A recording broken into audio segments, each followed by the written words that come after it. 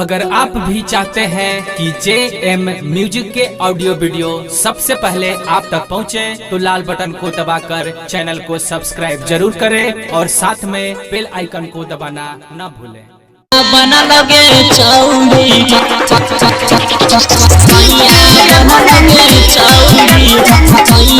बना लगे चौड़ी बना लगे चौड़ी बोला गाँव से तोहर बरतिया लोगे चौड़ी बरतिया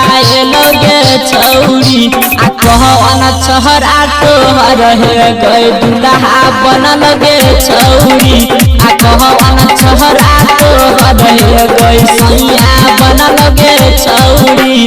बोला गाँव से तोहर बरतिया लोगे चौड़ी बरतिया लोगे चौड़ी आ कहना छहरा तोहर है गए दुल्हा बना लगे चौड़ी आ कहना छहरा तोहर है गए सैया बना लगे चौड़ी सैया बना लगे चौड़ी बना लगे चौड़ी सैया बना लगे चौड़ी बना लगे चौड़ी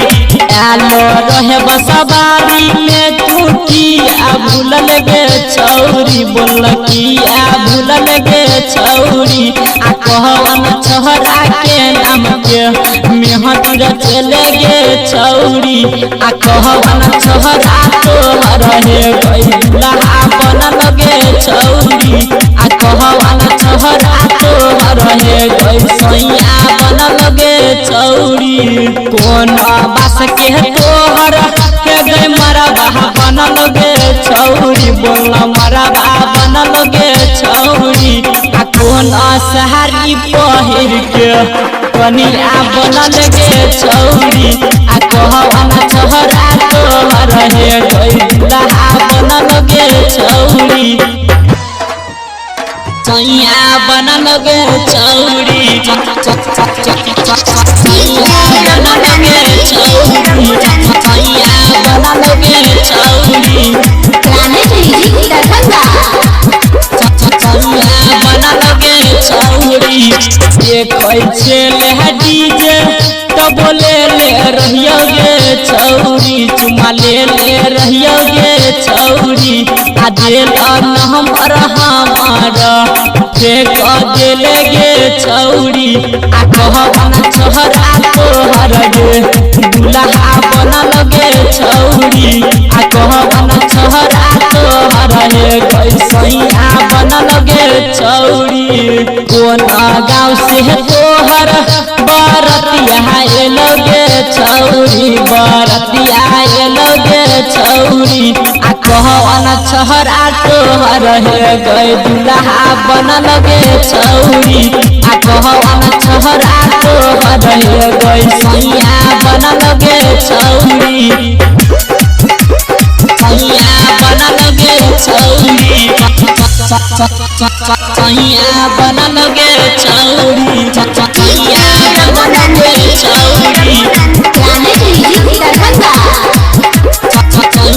बना लगे चौड़ी अंकुश मनी सतोरा ये बोले ले रहोगे चौड़ी लोभे ले रहोगे चौड़ी आ उहे राही कर रंजित किशन पटेल रहोगे चौड़ी आ रहमान जी यादव के गाना सुने रहोगे चौड़ी रहमान जी यादव के गाना सुने रहोगे चौड़ी कौन गाँव से तोहर बरतिया लोगे चौड़ी बरतिया लोगे चौड़ी आ कहना छहरा तोहर है गए दुल्हा बना लगे